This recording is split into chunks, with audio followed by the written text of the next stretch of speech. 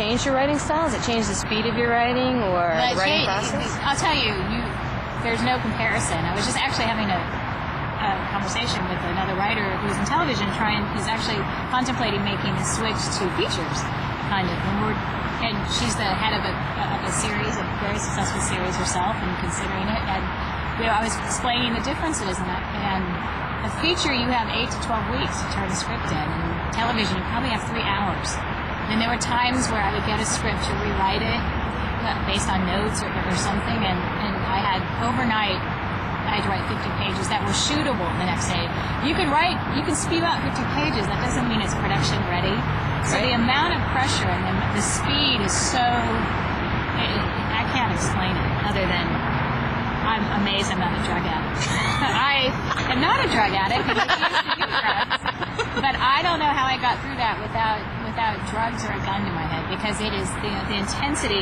And I think it's a certain person, and for me, it ended up being trust my instincts, believe I know these characters, believe I know what I'm doing, believe I have something to say. Because if you have any doubts in yourself, which all creative people do, I do, there's no time for it in this particular medium. You've got to overcome it, because you have 150 people in Charleston sitting there twiddling their thumbs waiting for 3 o'clock for that script, and you just got it at noon, and you have got to, I think my fingers are crooked.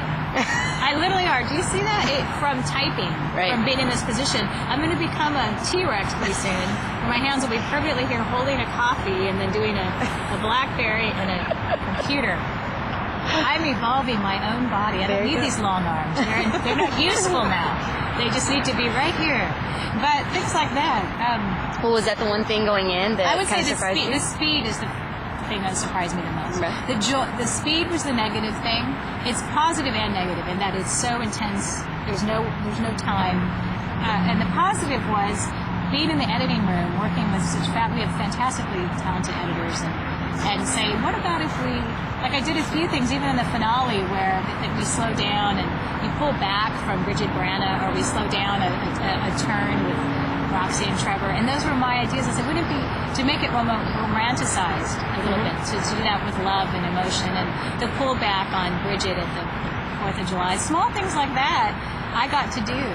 And you see that, and you get so excited. It is such a gift to be part of the process all the way to the end. And Lily Hayden, who did the cover of Goodbye Stranger, that was my personal friend who I called and said, Supertramp was the first CD I bought when I was 16 and had a car for the first time. This song, Goodbye Stranger, always felt so sad to me, even though it's a pop song and a rock song, but it's really somebody unable to love consistently in their life. And then I put that on top of the Army Wives, when Trevor and Roxy are somewhat known each other 2 months and now going to be gone. And Lily saying, yes, let me cover that for you, and working with such a creative musician in a way to put it on a song. And all that is such a dream come true for me. And you don't get that in features. Right. But you do in television, and that is the biggest gift, is having such a creative impact on so many steps along the way. Well, you have a really talented cast. So once you cast the actresses in it, have they changed your view of the characters you originally created? Yeah, you definitely, like, you have something in your head, and when you're writing it, you have no cast, and then you get this brilliantly talented cast. We're like a family, and I think that shows when you watch the show. I know some shows don't have that dynamic, but I think everybody supports each other, everyone believes in what we're doing. I think we also kind of respect that we have a higher calling, and that we are bringing to life real people. Army wives, soldiers are in Iraq. People are really, this is a war that's happening. These people are experiencing these struggles, and they may not be, these actual characters are fictional, but they're representing truth and realism. So I think we know we have a higher purpose here than just entertaining with one-liners and jokes. And that motivates all of us to honor these people in their lives and the sacrifices they're making. But the cast, it's like a dream cast. I mean, Kim Delaney has an Emmy, and I never hesitate with her. I can write anything and know that she's going to bring something beyond my wildest dreams to it, and that's fantastic. And I can't even. It's not even. It's everyone. They're all that. And Catherine Bell, Catherine Bell has been the most interesting for me because her character had such a journey. And now she's having a real, she's really like in the awakening by Kate Chopin. It's like she's awakening to who she is, and now we're going to see what she does with herself. And I've been able to watch Catherine as a person and see how I can mold her life. She's fascinating, Catherine Bell. Like Right. she drives Porsches, races motorcycles. She's extremely smart in biology and science, which no one would guess. She's very computer tech.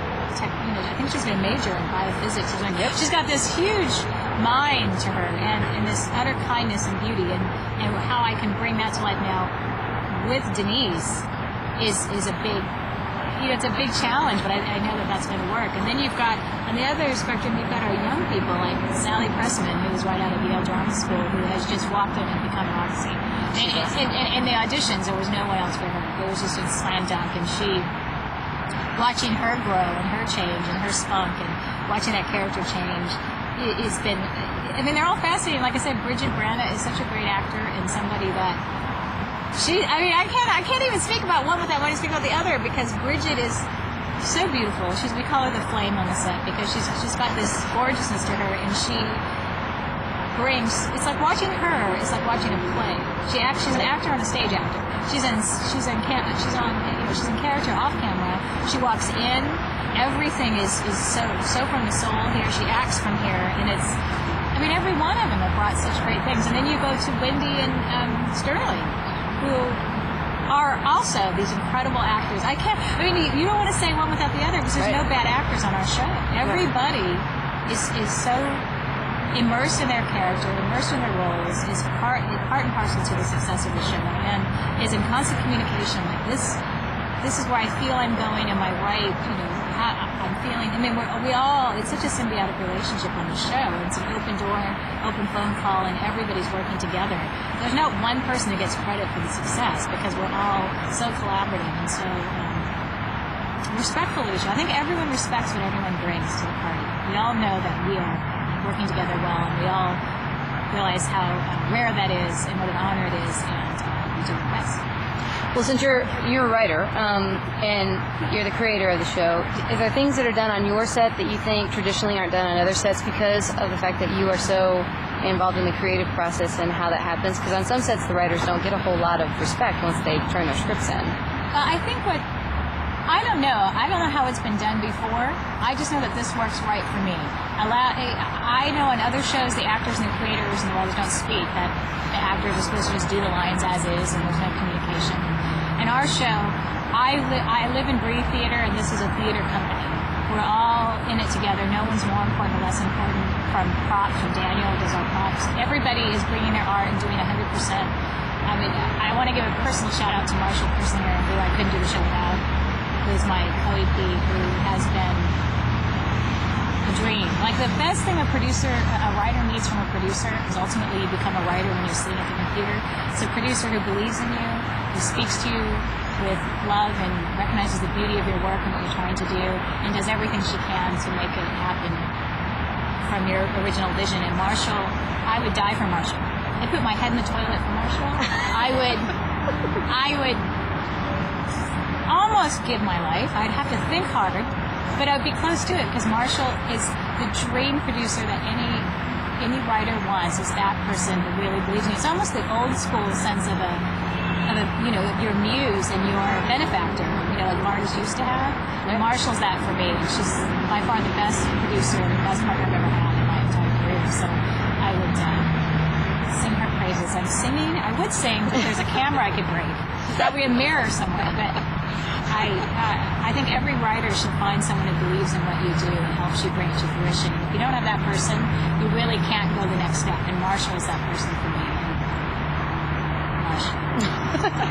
But so yes, our set is full of people, like-minded people who bring their A game and really want to make this happen. Okay, I'm going to ask one more question, because this is something I really want to know. At one time, you said that you were interested in, or you would like to direct, or interested in directing. Would you like to direct an episode of Army Wives? Yeah, I'm hoping to direct an episode, but probably not to the third or fourth season, knock on wood. Because right now, I think it needs to become more, I don't want to say more of a machine, but so much of my focus is on the show itself, the writing of the show, that to take my energies off of that to direct episodes, you really do step aside, for that you've got to follow that through. The prep, you have to be there to prep it, shoot it, and come back and edit it. And it is going to take you off the show for a certain amount of time. So I think you need to wait until that feels more it's open for that. But this would be the show I'd want to stretch those wings with, because our DP, like Lloyd Ahern, another person I put my head in the toilet for. My head is never coming out of the toilet, but he is somebody that I can communicate with, and he's a beautiful artistic man who has a great vision in his own right, and for our show, and that's why it looks so beautiful, and the women look so beautiful, and so such a beautiful landscape the show has from Lloyd. But this would be the show I'd probably hope to do that in the third or fourth episode, get to start directing. So my degree in theater is actually in directing, and unbeknownst to most people, it's not in screenwriting, it's in directing, and I've always wanted